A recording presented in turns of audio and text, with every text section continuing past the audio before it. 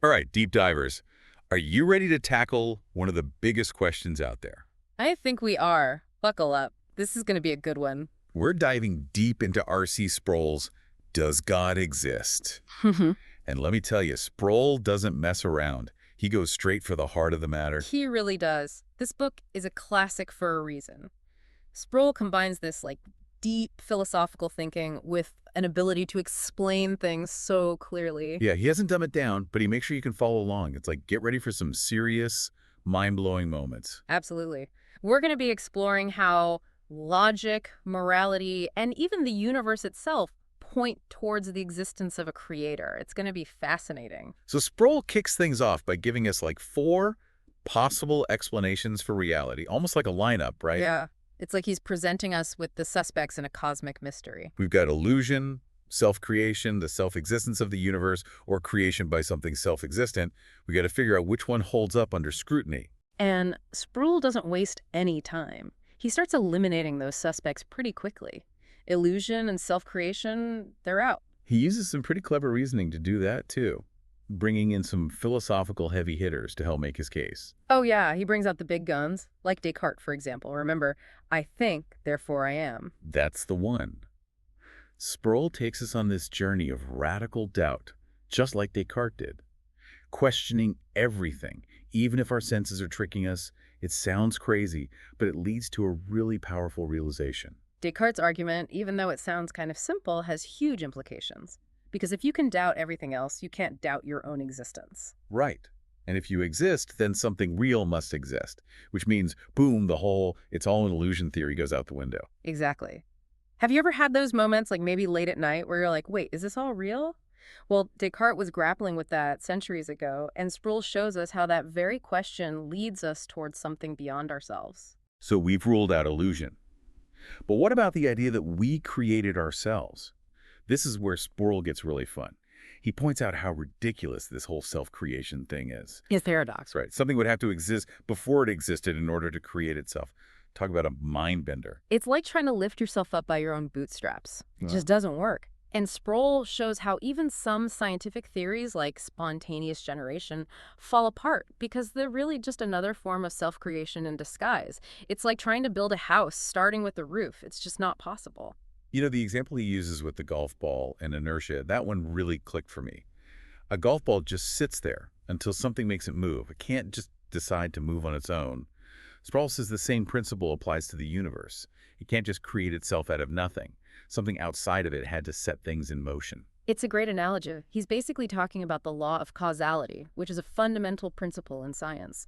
Every effect has a cause. So if the universe is an effect, it must have a cause that's outside of itself and existed before it. So we've gotten rid of illusion and self-creation. Now we're left with 2 options, both involving self-existence.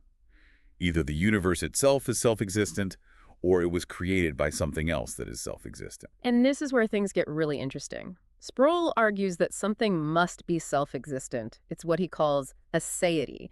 And that means it exists in and of itself, uncaused and eternal. It's a big concept, but think about it this way. If there was ever a time when absolutely nothing existed, there would be nothing now.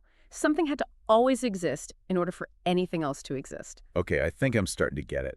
But here's the question that pops into my head, and I bet a lot of listeners are thinking the same thing. Does this just get us to some vague, impersonal first cause? What about the personal God of the Bible? How do we get there? Ah, that's the question, isn't it? And it's a great one. Don't worry, Sproul doesn't leave us hanging. He lays the groundwork for understanding the God revealed in Scripture, the personal God. So he's not just stopping at this abstract philosophical idea. Nope. Because this idea of a self-existent, eternal being, a being that has aseity, this is a core biblical truth about God. It's like he's setting the stage for us to understand who God is and how he relates to the world. It's like he's saying, okay, we've got this foundation, now let's build on it. And the way he builds on it, oh man, it's fascinating. He brings in this guy you might not expect, Immanuel Kant. And Kant, well, he was a bit of a skeptic. Oh yeah, Kant wasn't exactly known for being a devout believer, but even this famous skeptic, found a compelling argument for God, and not in the usual places either. This is where the deep dive takes a turn, right? You bet it does. Because Kant was drawn to this idea of a moral argument for God. He argued that our sense of right and wrong, this feeling of oughtness that we all have, it points to an objective moral law outside of ourselves. So even if we try to deny it, deep down we all know there's a difference between good and evil. Precisely. And for that moral law to have any real weight, any real meaning, Kant said there has to be a just judge beyond this life, someone to ensure that justice ultimately prevails. Whoa. So we're talking about life after death, final judgment, a God who is perfectly righteous and all-knowing. You got it. And this argument from Kant, it's pretty powerful. Even people who are skeptical of traditional religious arguments, they find this one compelling. Because even if you try to push away the idea of God, that sense of oughtness, that awareness of a moral standard, it keeps coming back. It makes you wonder, where does that come from, if not from something bigger than ourselves? Huh. I never thought I'd hear Kant making a case for God, but there it is. It's a fascinating twist, right? And it raises some big questions about the foundation of morality and what that means for our lives. It definitely makes you think. And, Sproul isn't afraid to explore the darker side of all this either. He goes straight into those philosophies that reject God, like nihilism. Heavy stuff, but important to face head on. It gets intense. Thinkers like Nietzsche and Sartre, they really wrestled with this idea of a meaningless universe, this idea that humans are just, well, useless passions, as Sartre put it. I mean, if there's no God, no ultimate purpose, then what's the point of it all? Are we really just cosmic accidents? That's a pretty bleak outlook. It is bleak. And here's where the psychology of all this comes into play. Sproul points out that just as some people might be afraid of meaninglessness, others are afraid of being accountable to a holy God. It's like both theism and atheism can be driven by some pretty deep-seated psychological motivations. It's that whole saying, right? Everyone worships something, even if it's just themselves. So we're all coming at this with our own baggage, so to speak. Absolutely. And Sproul acknowledges that. He challenges that idea that religion is just a crutch for the weak-minded. He says that wanting to escape accountability to a righteous God, that can be just as much of a psychological crutch as wanting meaning and purpose. It's like, it's not about who has the better psychological motivation. It's about being honest about those motivations and seeing where they lead us. Exactly. It's about recognizing that none of us come to this debate completely neutral. We all have our hopes, our fears, and our biases. Sproul encourages us to look at those honestly as we're wrestling with this question of God. And he gets pretty real when he starts talking about Romans 1, where Paul says that we all know God through creation, but some people just choose to suppress that truth. Yeah, that's where things get a little intense, because that's where we run into this idea of God's wrath. And that can be a tough topic for some people to wrap their heads around. It can be. But Sproul is careful to point out that God's wrath isn't just some arbitrary outburst of anger. It's not like God is up there waiting to zap anyone who makes a mistake. Right. It's a just response to a very specific kind of rebellion. It's the deliberate suppression of the truth about who God is. So it's about knowingly turning away from the truth, Hmm. choosing to reject what we know deep down to be true about God. Exactly. And Paul even connects this suppression of truth to idolatry, replacing the true God with something else, something created rather than the creator.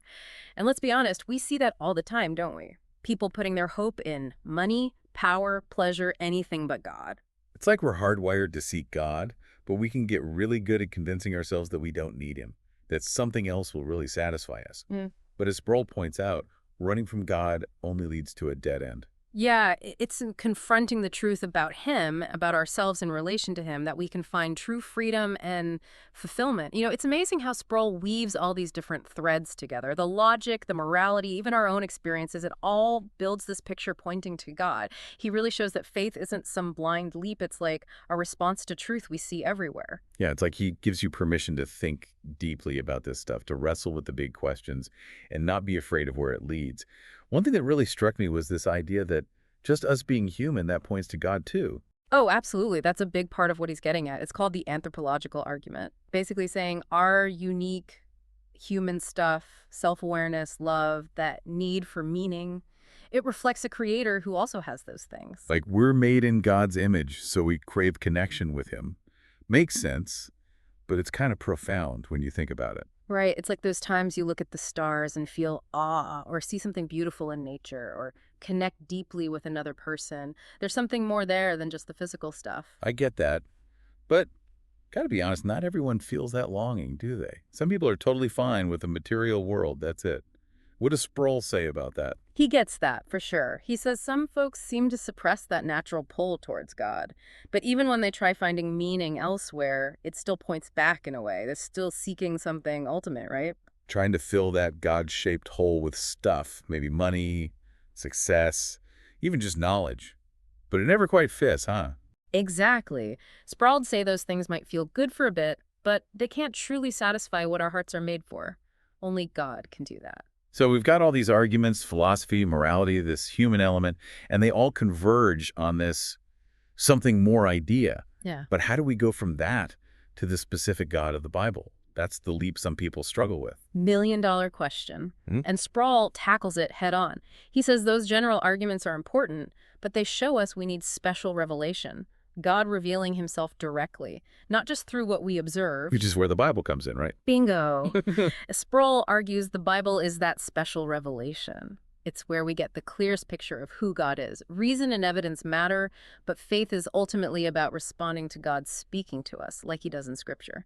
So it's not just proving God exists with logic. It's about meeting him personally through the Bible's message. Couldn't have said it better myself. And Sproul would say that encounter, that's what changes us, gives us real knowledge of him, not just head knowledge, but heart knowledge. Makes me think of the problem of evil.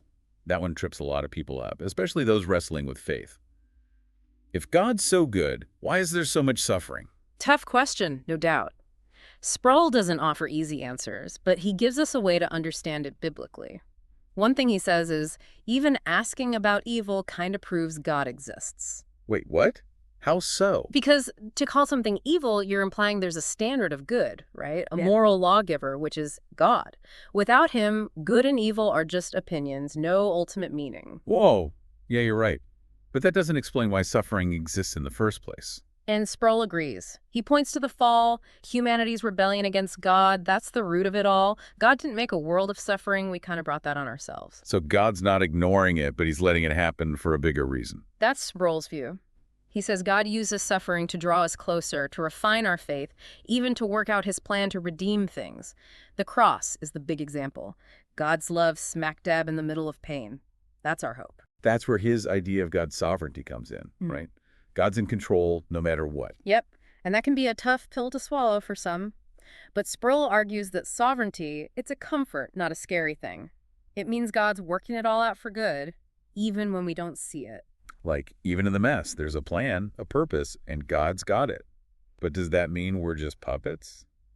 No free will. Great question. Sproul digs into that whole sovereignty versus free will thing. Theologians have debated it forever. But he says God being in control doesn't erase our choices. We're still responsible. Phew. So it's not a get-out-of-jail-free card just because God's running the show. Nope, we're still not? moral agents, accountable for what we do. God's sovereignty means he's working his plan within our ability to choose. Tricky concept, but it makes sense when you think about it. My brain's definitely working out right now. It feels like every answer leads to more questions. Where do we even go from here? That's the cool part. Truth isn't a finish line, it's an adventure. Sproul gives us tools to understand the big stuff, but he also leaves us wanting to know more, to explore deeper. So it's not about having all the answers, but about asking the right questions, being open to wherever truth leads. That's the spirit. Sproul would say, keep wrestling with these ideas, dig into the Bible, let God show you more. I love that. It's like embracing the mystery, letting the search for truth change us. Exactly. We're not just brains in jars. We're made in God's image, wanting meaning, purpose, connection with him. Sproul gives us a way to start that journey. This deep dive has been wild. God's existence, the problem of evil, sovereignty, free will. We covered a lot. But there's one more piece of Sproul's argument we got to unpack. Right, we talked about God, but what about the book that claims to reveal him? Next time we're going deep on Sproul's defense of the Bible itself. Welcome back, deep divers. Ready for the final stretch of our journey through Sproul's Does God Exist? We've talked about God, the arguments, the big questions, but now we got to talk about the book itself, the Bible. How do we know it's actually God speaking, you know? That's the heart of it, right. We can talk philosophy, first causes, all that, but the God of the Bible is specific. He's got personality, a will. He's not just some vague force out there. Sproul knew we had to look at the book itself, not just the idea of a God. And I'll be honest, this is where I get tripped up sometimes. So many ancient texts, religions claiming divine inspiration. What makes the Bible different? Sproul wasn't just going to say, take my word for it, was he? Not a chance. He was all about apologetics, that reasoned defensive faith. He says the Bible's claimed to be God-breathed, like it says in Second Timothy. We can actually test that. It's not blind. It's built on something solid. Okay, so where do we even begin? If we're putting the Bible on trial, what evidence does Sproul bring out? It can't just be because it's old, right? Lots of old books are just, well, old. Age matters, but not how you might think. The Bible, it was written over centuries, different authors, places, yet it's incredibly consistent internally. The themes, the prophecies, the whole story, it all fits together in a way that's kind of shocking for a book that big. I've heard that, but couldn't someone have just edited it later to make it seem that way? Took a bunch of stories and forced them into one narrative. Smart question. And Sproul knew that objection was coming. He points to the Dead Sea Scrolls, those ancient copies found in the 1900s. They're way older than any supposed editing, and guess what?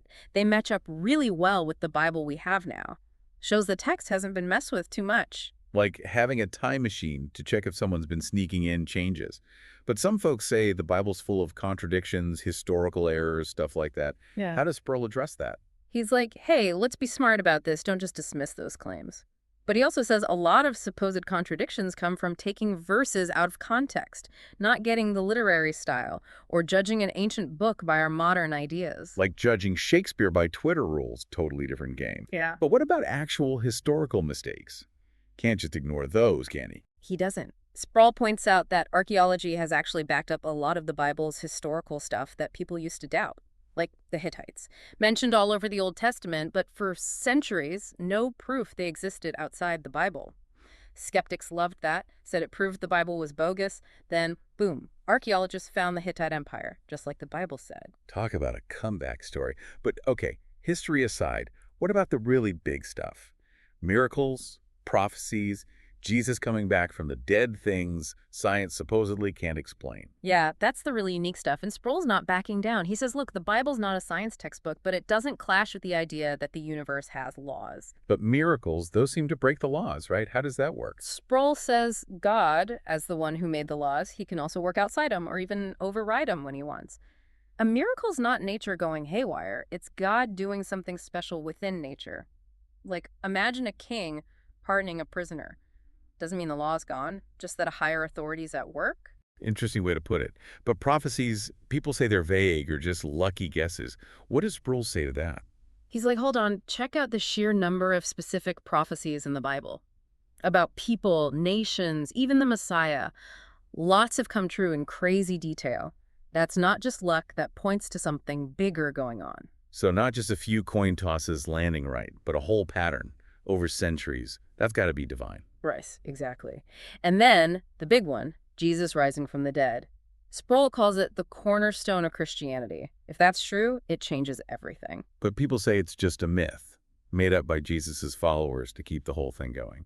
Sproul looks at the history carefully. Multiple people saw him, the tomb's empty, the disciples went from scaredy cats to boldly preaching about Jesus. It's like, what else explains all that besides it actually happening? So we've got consistency within the Bible, history matching up, prophecies coming true, and this massive claim of the resurrection.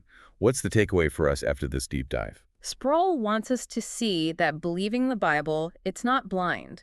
It's what makes sense when you look at the evidence. He's not saying every question gets a perfect answer, but the Bible holds up when you examine it. It's reliable, it's how we know God, and how he wants us to live. Like he's saying, go ahead, ask the tough questions, put it to the test. The truth doesn't mind being questioned. That's it. That's what makes Sproul so good. He's not scared of the intellectual stuff, but he also shows you the beauty, the wonder, the power of this God revealed in the Bible. It can change your life. This has been quite a journey. From proving God exists, to the problem of evil, to the Bible itself, Sproul gave us a lot to chew on. He did. And hopefully we all come away understanding not just the arguments for God, but that the Bible is something we can trust, something worth exploring. Thanks for diving deep with us, folks. Keep exploring, keep asking those questions, and let the truth lead you where it's got to go.